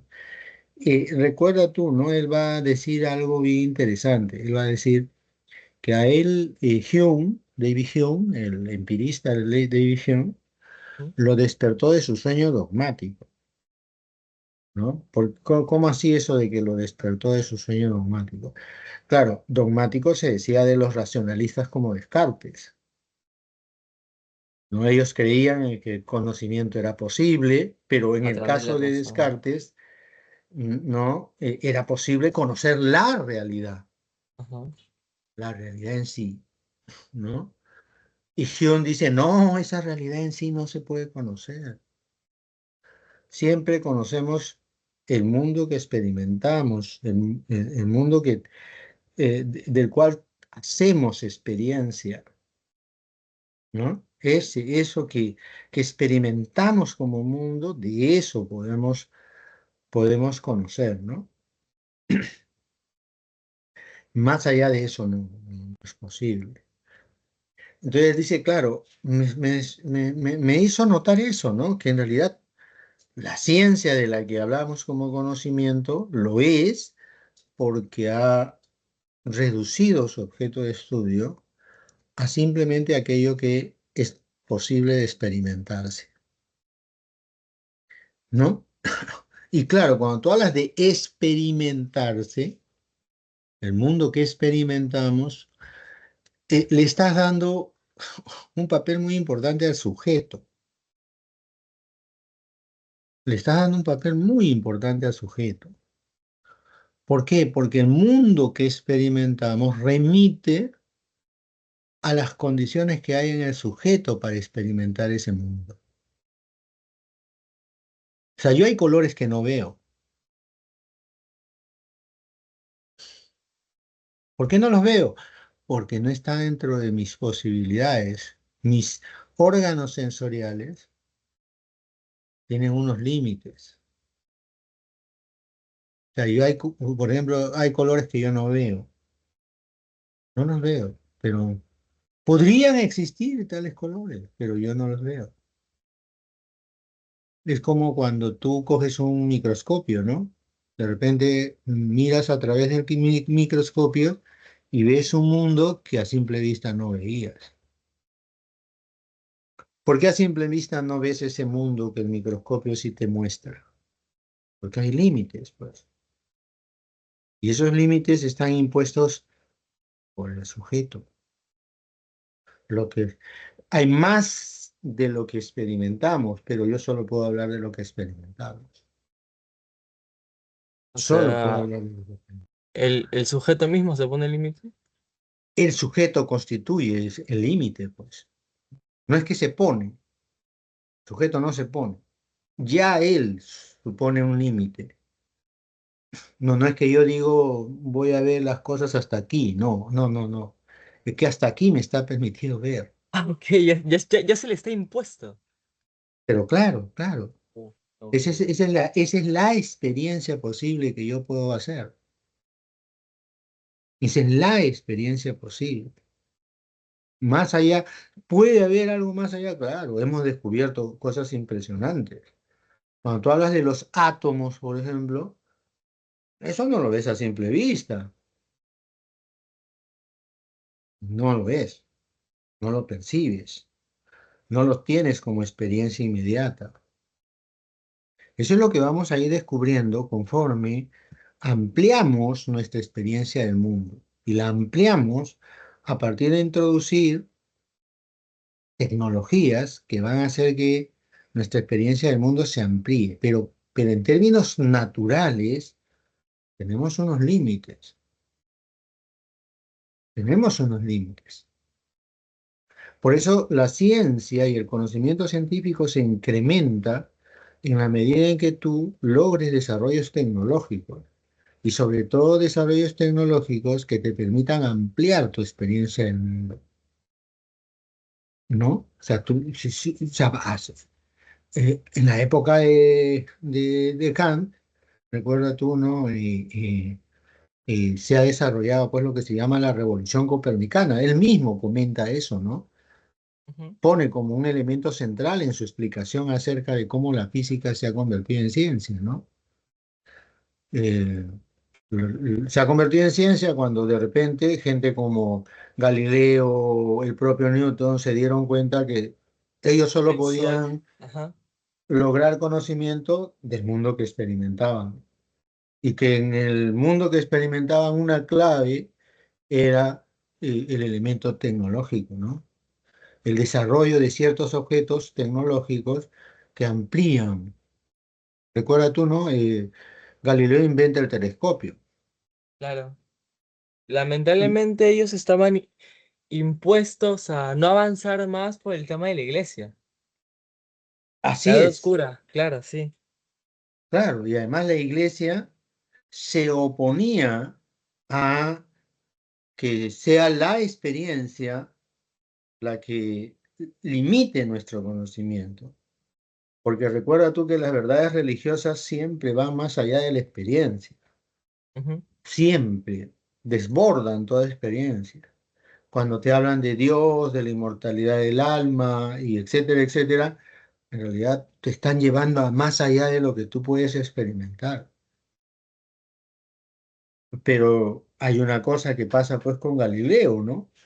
Galileo de repente no solamente nos muestra que Copérnico tenía razón y lo hace utilizando su telescopio, sino además muestra que nuestra experiencia del mundo se puede ampliar y se puede ampliar tanto, ¿sí? Que comienzan a hacerse posible conocimientos que eran imposibles de imaginarse antes. Eran imposibles. O sea, si yo pudiera retroceder en el tiempo, ¿no? Y le hablara, pues, no sé, hace unos 400 años a la gente, ¿no? Eh, digamos, de las teorías cuánticas, a presentárselos, ¿no? Me mirarían extrañados, ¿no? ¿De qué está hablando este? ¿No? O si le comenzara a hablar de las células, del ADN, me mirarían extrañados, ¿no? ¿De qué está hablando este? Claro, hoy resulta normal hablar de eso porque nuestra experiencia del mundo se ha ampliado gracias a todo ese desarrollo tecnológico que ha hecho que nuestra experiencia del mundo se amplíe. O sea, yo tengo radiotelescopios, telescopios electrónicos, tengo una serie de formas de hacer que mi experiencia del mundo se amplíe y se amplíe de tal magnitud, ¿no? Pero ojo, es mi experiencia del mundo la que se está ampliando, ¿no? Y, y es un poco lo que está diciendo Kant, ¿sí? Y claro, está el sujeto que experimenta y que su experiencia del mundo en ella intervienen cosas que están en él mismo, ¿no? Nosotros los hombres para conocer el mundo utilizamos categorías. ¿Y qué cosa quiere decir que usamos categorías? Que ordenamos todo lo que tenemos como objetos sensibles, los ordenamos y eso nos permite tener una experiencia del mundo como si este fuera un mundo ordenado, sometido a leyes, etcétera, ¿no? pero eso es porque nosotros estamos interviniendo. Digamos, te pongo un ejemplo así bastante simple, ¿ya? Que suelo ponerlo además, ¿no? Cuando planteo estos temas a los alumnos, ¿no? Yo tengo acá un lapicero, lo suelto una vez, lo suelto dos veces, lo suelto tres veces, ¿no? Cuatro, cinco, ¿qué me puedo dar cuenta al soltarlo una y otra vez, ¿no? Primero que cae, y segundo, si soy atento, si estoy atento a la caída de este objeto, me voy a dar cuenta de una cosa, ¿no? Que recorre un espacio y en un tiempo determinado. Cuando yo deliberadamente comienzo a controlar el espacio y el tiempo, es decir, a ver cuánto avanza por segundo la caída de este objeto, comienzo a descubrir que cada vez que suelto y cae, cada vez que suelto y cae, tanto este como otros objetos caen a una velocidad y esa velocidad a la que caen manifiesta una regularidad. Simplemente observándolo nada más y controlando mi observación, comienzo a descubrir que acá hay una regularidad. O sea, esta caída se produce con un orden, ¿no? Y que esa regularidad, ese orden con el que cae, me permite afirmar que en la naturaleza hay como reglas, como leyes, porque no caen al azar, no caen azarosamente, no es que la velocidad de caída sea fortuita, no, es constante, constante, tiene una constante, una regularidad. Y voy descubriendo lo que se llaman leyes. Las leyes en el mundo de la ciencia es eso, es el reconocimiento de que en el mundo hay un orden.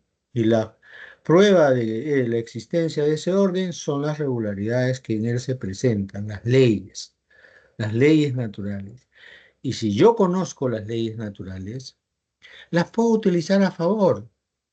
Esas leyes son las que me van a permitir controlar, dominar, pues eso que decíamos, ¿no? Con Descartes y con los modernos, ¿no? Eso es lo que me va a permitir dominar, ejercer dominio sobre el mundo, ¿no? Eso es. Entonces lo que te está diciendo Kant es algo así, ¿no? O sea, ese orden, en ese orden con que parece haber en las cosas, el sujeto no es un elemento pasivo, es un elemento activo. Él, con con las categorías que hay en su mente, logra reconocer la presencia de ese orden, ¿sí? Entonces la experiencia me revela que yo puedo conocer el mundo porque yo, en mí, hay unas categorías que le están dando orden a eso, que permiten reconocer este orden. Te pongo un ejemplo igual, ¿no? Tú eres jovencito, ¿no? No sé, de repente estás casado, yo soy ya una persona mayor, estoy casado. Cuando yo me casé, mi esposa, la que es mi esposa, vino a vivir conmigo, ¿no? Y cuando ella viene a vivir conmigo, ella también es de filosofía, ¿no? Bueno, pero cuando ella viene a vivir conmigo, y yo tengo mi biblioteca acá, ¿no? Y sí, tengo un número de libros más o menos considerables. Entonces ella ve mis libros, ve los libros que están en mi mesa y me dice, oye, pero qué desordenado eres, ¿no? Entonces yo me voy a trabajar, ¿no? A la universidad a hacer mis clases y cuando regreso entro a mi biblioteca y la veo cambiada. Y ella viene con alegría, ¿no? Viene a decirme, arreglé tus libros, ¿no? Le he dado un orden a tus libros. Y yo le digo, no, no le has dado un orden, me lo has desordenado todo. ¿Por qué? Porque claro, yo le había dado un orden. Que el que ella lo vea como si esto estuviera desordenado es porque ella está pensando en un orden diferente. Creo que, profe, uno se entiende su desorden, ¿no? No es que uno se entienda en su desorden, sino que el orden que tú le das es el orden que otros no tienen por qué darle. Y entonces nosotros al poder darles un orden distinto, habitualmente creen que tú no tienes un orden. Por ejemplo, en mi caso, ¿no? Claro, yo puedo ordenar mis libros según materias, no según el nombre de los autores, ¿no? Entonces me interesa tener ontología por acá, nociología por acá, estética por acá, ética por acá, ¿no? O sea, le doy un orden de ese, en función a las disciplinas. Claro, para alguien que está acostumbrado a más bien darle un orden alfabético, ¿no? Si no me pregunta nada a mí, de primera impresión dirá, está desordenado, ¿no? Entonces, le voy a dar un orden ya, por nombres. Sí, pero al darle por las letras o la primera letra de su nombre, ¿no? Me lo está desordenando a mí, pero está construyendo en un orden, ¿sí? Está construyendo un orden. Y hay órdenes que yo le doy que yo mismo no me doy cuenta. Por ejemplo, hay veces en mi mesa, yo tengo un montón de libros abiertos, ¿no? Ahí uno sobre otro, ¿no? Alguien que viene y dice, oye, qué desordenado eres, mira, ve, te has mezclado todos tus libros. No, lo que pasa es que esos libros están abiertos en función a lo que estoy escribiendo y al lugar en el que va a entrar cada cita que quiero sacar de cada libro, ¿no? O sea, el orden obedece a lo que estoy escribiendo, ¿sí? Y como te digo, a veces inclusive uno no es del todo consciente de eso, ¿no? O sea, lo que Kant está diciendo es eso en parte, ¿no? Hay un orden en la realidad, pero claro, el orden tiene que ver con esto, ¿no? Los conceptos, las categorías que están en ti. Y claro, según Kant, todos nosotros, ¿no? Tenemos categorías que son las que nos permiten experimentar las cosas de un modo determinado. Y no sé si tú te acordarás o si habrás visto alguna vez o habrás escuchado que se dice pues que Descartes pensaba de que había ideas innatas, ¿no? Habían ideas innatas. ¿Qué quiere decir que eran innatas? Que siempre han estado en mi mente, siempre, desde que he nacido, Ah, ya. han estado ahí, ¿verdad? Bueno, uno podría decir, en Kant todavía hay algo parecido, ¿no? O sea, hay categorías en mi mente, hay categorías. Y son ellas las que comienzan a ordenar toda mi sensibilidad, ¿no? Y las que hacen que yo experimente el mundo con un cierto orden. Si tú quieres ver la raíz de esta idea, puedes inclusive retroceder hasta los griegos. Hay un griego que se llama Parménides y que tenía una frase que ha quedado, ¿no? Como una frase clave en el desarrollo de la filosofía, que decía ser y pensar es lo mismo, ¿no? Como que hay una realidad y está el pensamiento, ¿no? Y como que el orden que hay en la realidad es el mismo orden que hay en el pensamiento. Y que si tú puedes conocer la realidad, o sea, el orden que hay en ella, es porque tu pensamiento puede reproducir ese orden o tiene este orden. Si la realidad fuera caótica, tú no podrías conocerla. Si en nuestra mente fuera un caos, tampoco podrías conocerla. La clave para que uno pueda conocer es que la realidad se presente con un orden y la razón o el entendimiento o la mente pueda también tener un orden o reproducir ese orden que hay en la realidad, donde coinciden ese orden que mi pensamiento puede lograr y el orden de la realidad, ¿no? Eso es lo que está detrás, por ejemplo, de la llamada teoría de la correspondencia, que es una de las teorías de la verdad, que es uno de los temas que se va a tocar en esta semana, ¿no? Es decir, si yo puedo decir que mi conocimiento es verdadero, es porque la representación que yo tengo de algo, ¿sí? Tiene un orden y este orden corresponde, ¿no? Manifiesta las mismas características de las cualidades que presenta la realidad, ¿no? Por eso hablamos de correspondencia, ¿no? Acá se me presenta con un orden y acá tiene el mismo orden, ¿no? Entonces, mi entendimiento ha reproducido el mismo orden. Esa es la idea, ¿no? De eso se trata. No sé si se entendió. Me dices tú si se ha entendido, ¿no? Sí. Y bueno, pero para terminar, ¿no? Porque ya la hora se nos está yendo. Entonces hay eso, ¿no? En Cana hay esta idea de que eh, nosotros conocemos, pero solo los fenómenos.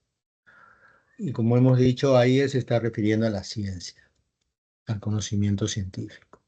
El conocimiento científico es posible, ¿no?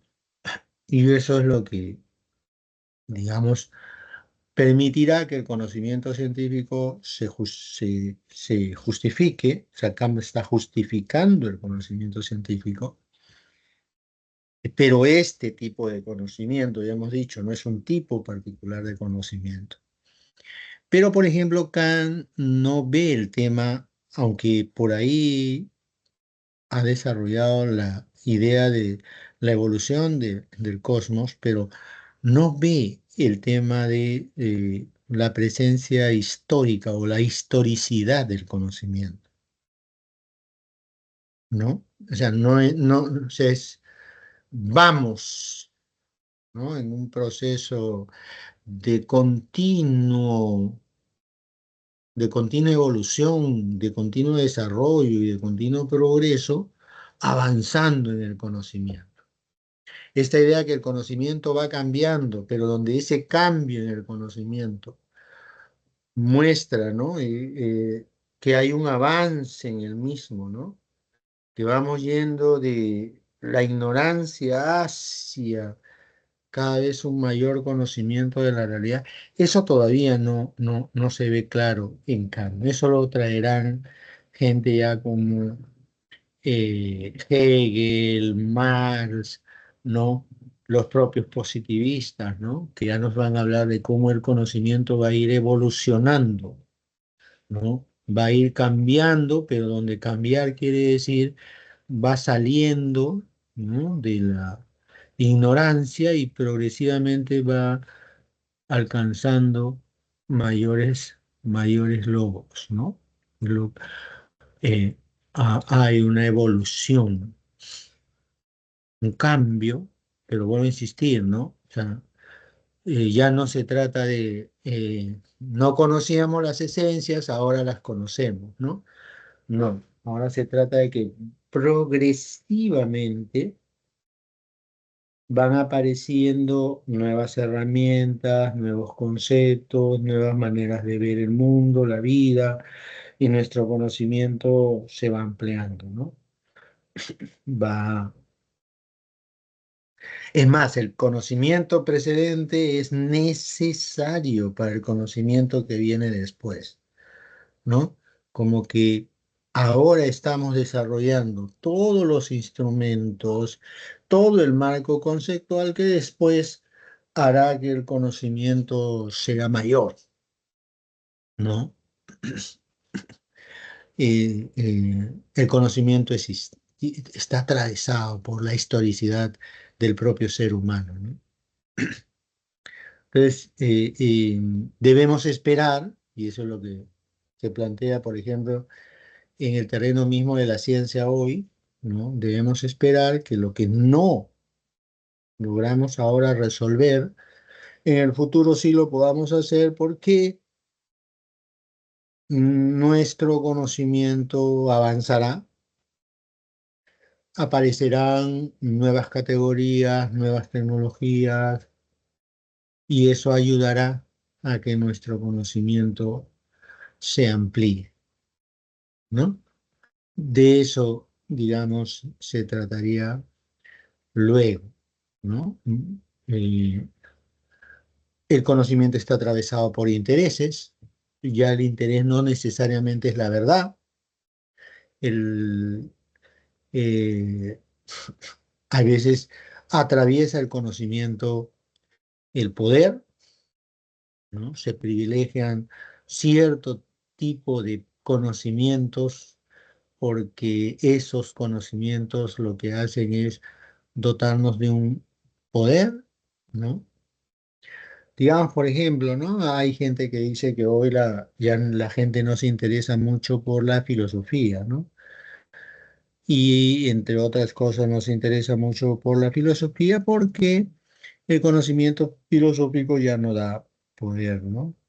No, pero los filósofos siguen buscando que la filosofía tenga un poder, ¿no? En el juego, en la lógica de poder de las disciplinas, ahí hay pues cosas que se van produciendo, cambios que se van produciendo, ¿no? Por las cuales unas disciplinas reciben más interés que otras, ¿no? La cuestión económica, por ejemplo, está haciendo que determinadas disciplinas avancen y otras no lo hagan al mismo ritmo.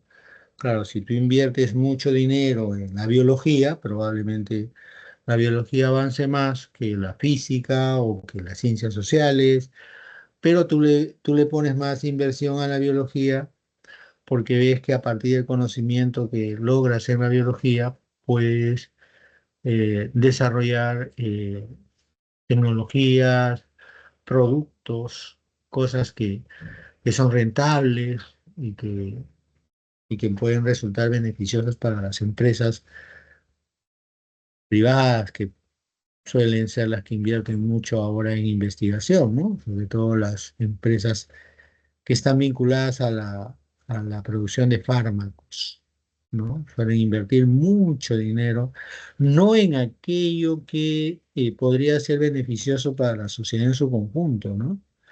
Porque tú sabes que en el mundo en el que vivimos, tú inviertes en los productos que son rentables.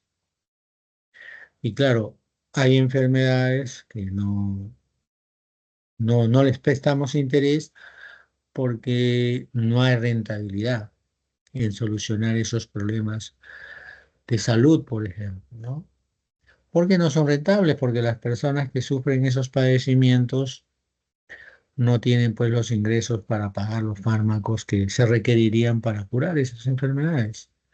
Entonces, todas esas cositas comienzan a afectar al mundo del conocimiento, ¿no? Pero ya eso es un poco algo que no se va a ver en el tema que ahora nos tocaba en esta semana, ¿no? Bueno, ahí lo vamos a dejar, creo, o espero que te haya sido útil un poco lo dicho y, y bueno, ya nos vemos la próxima vez. Cuídate mucho. Nos vemos, Alexandra. Nos vemos, cuídate mucho.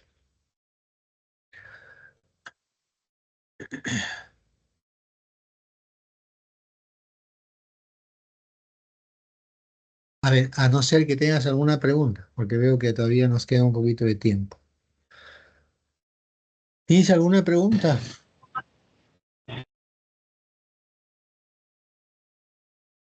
¿Mm? Bueno, solo quizá, ¿no? Por lo que también es tema de esta semana, el tema de la verdad, ¿no? Es un tema también muy interesante, pero ya mirado en la lógica que en los materiales nos plantea, ¿no? Que como te he dicho, está más vinculada a la, al conocimiento en el mundo moderno contemporáneo, ¿no? Y la verdad como correspondencia, ¿no? Que es, digamos, una de las teorías clásicas. Primero hay que aclarar esto, ¿no? Yo tengo una representación de la realidad.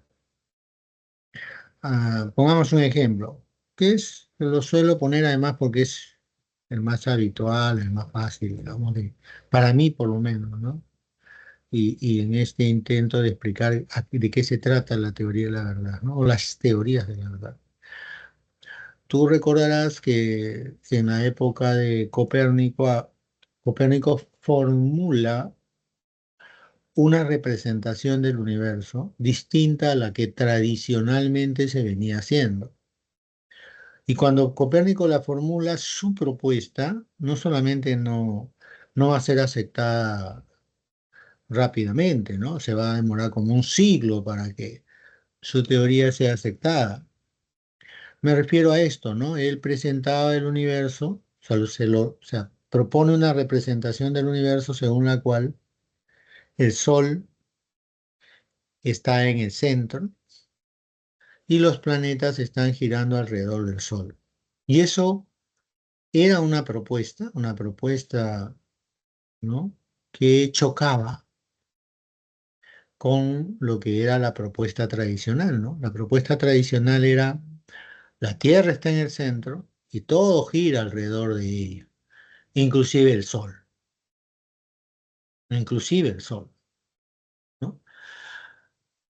Pero estas son representaciones.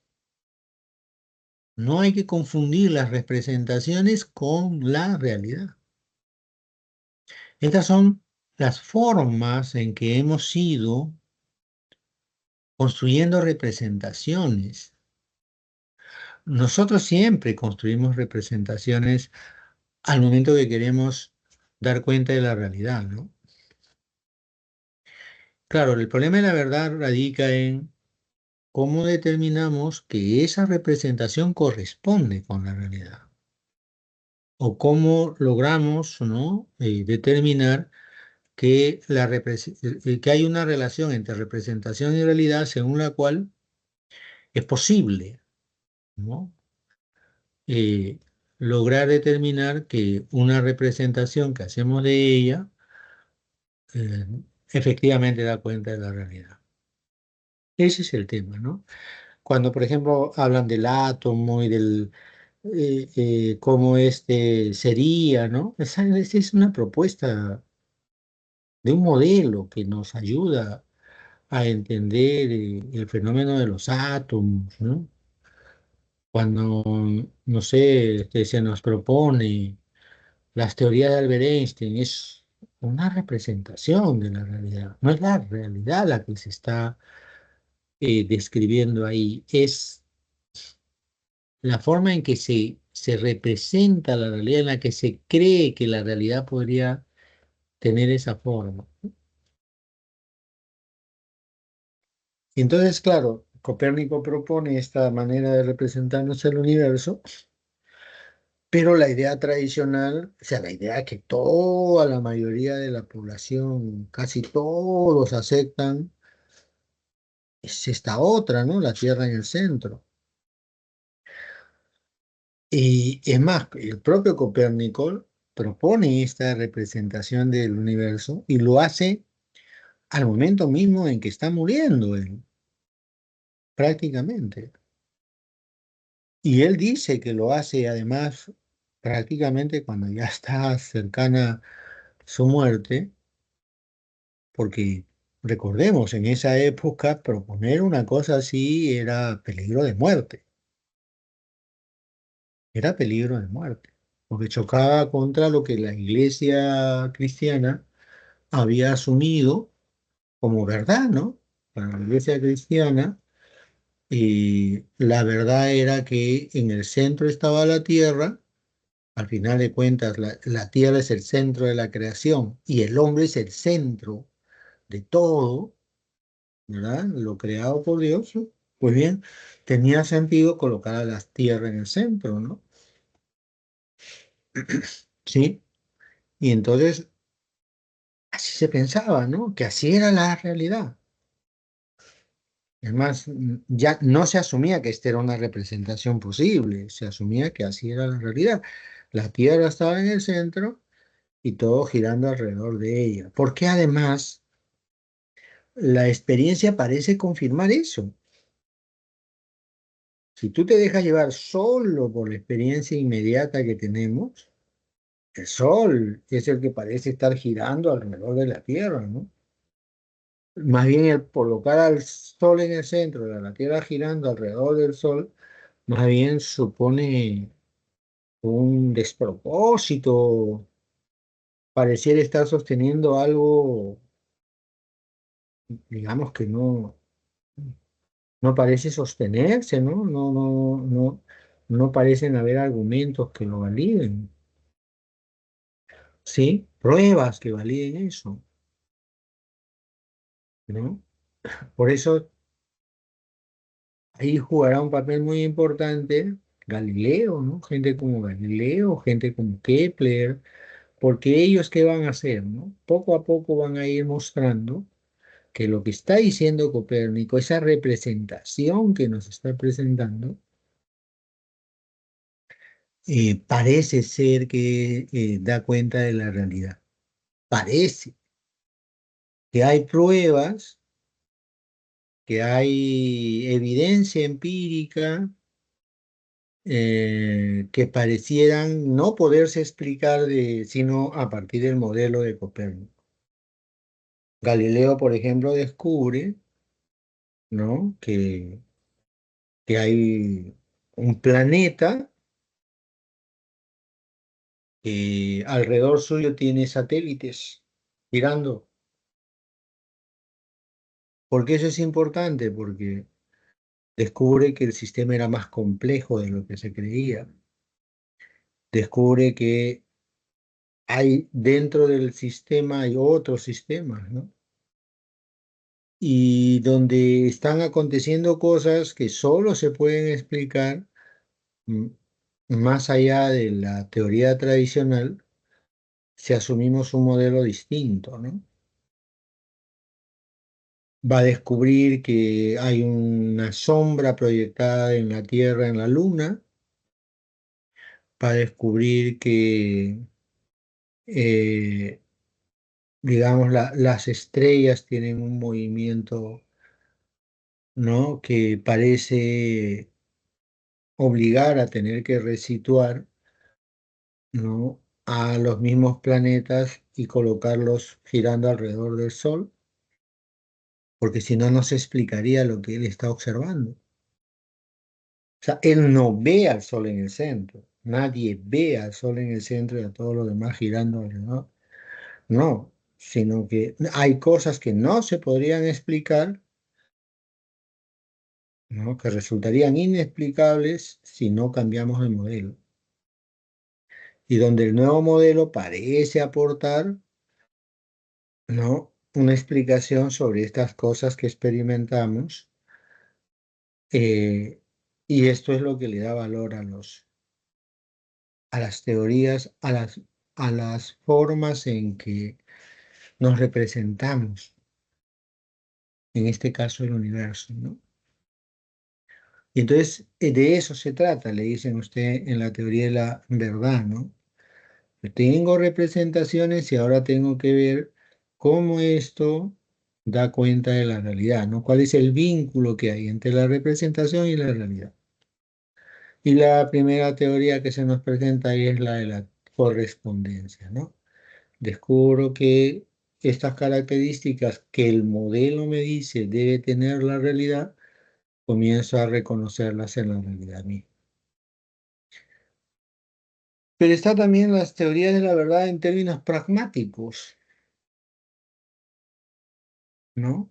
Eh, ¿Qué quiere decir en términos pragmáticos? Yo de una teoría puedo derivar una serie de consecuencias, ¿sí? Y si estas consecuencias son favorables, ¿no? Pues eso permite afirmar que la teoría es verdadera. donde decir que es verdadera la teoría quiere decir que la realidad parece ser como dice la teoría, pero, insisto, ¿no? De la teoría se sacan consecuencias. Por ejemplo, yo digo que la Tierra es redonda, ¿qué consecuencias se puede derivar, ¿no? Al afirmar que la Tierra es redonda, ¿no? Al representarme la Tierra como redonda, ¿no? Que claro, si la Tierra fuera redonda y yo parto de un punto, ¿no? Si la Tierra fuera redonda, entonces yo doy vuelta, vuelta, vuelta y debo poder llegar al mismo punto, ¿no? Es una consecuencia. Si la Tierra fuera de redonda, como dicen algunos, ¿no? Entonces, partiendo de un lugar, doy la vuelta y llego al mismo punto. Y eso es lo que lleva a Magallanes a emprender su viaje de circunnavegación, ¿no? Y es lo que logra demostrar cuando se culmina con ese viaje de circunnavegación, ¿no? Que yendo todo el tiempo y manteniendo la misma dirección he llegado al mismo punto. ¿Mm? Eso permite decir que la Tierra es redonda, ¿no? Porque hay una consecuencia práctica que se deriva de ello y esa consecuencia práctica es confirmada, ¿no? A la hora que se lleva adelante, digamos, la praxis de ello, ¿no? Y entonces ahí tenemos nuevamente una teoría de la verdad, ¿no? En el caso del pragmatismo, pues ahí tenemos William James, algunos incluyen dentro del pragmatismo no a Peirce, aunque Peirce tiene una relación un poco complicada con el pragmatismo, pero se suele asumir a Peirce como quien da pie al pragmatismo, ¿no? Y donde William James más bien es alguien que viene después, ¿no? Y toma las tesis de Peirce y las expone, las presenta de una manera que se van a volver enormemente influyentes, ¿no? Tanto así que en la actualidad se tiene se tiene al pragmatismo como la corriente filosófica más influyente, ¿no? En el mundo, ¿no? Es más, hay una cosa bien interesante en el caso de James, ¿no? Sobre todo, por ejemplo, cuando habla de Dios, que había quedado ahí un poco magullado, ¿no? En el mundo moderno a partir de eh, el desarrollo que va a tener el materialismo, el idealismo, ¿no? Dejando de lado a Dios, ¿no? Claro, ¿qué consecuencias se deriva de afirmar la existencia de Dios, por ejemplo, ¿no? Entonces, en términos pragmáticos, la evaluación es esa, ¿no? Si entre asumir a Dios o no asumirlos, hay consecuencias que se derivan de uno y otro.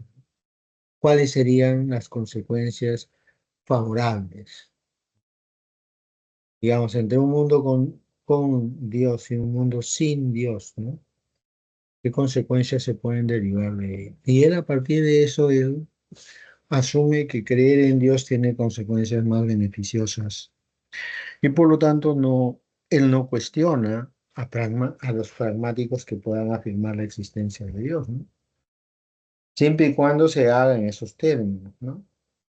O sea, afirmamos que existe en la medida en que se deriva de la afirmación de Dios, ¿no? Una serie de consecuencias que parecen ser beneficiosas para los hombres, ¿no? Bueno, ahora sí terminamos y nos vemos la próxima semana. ¿Sí? Gracias por escucharme y bueno, ya nos veremos luego. Muchas gracias, profesor. Bueno, gracias a ti. Gracias. Cuídate mucho.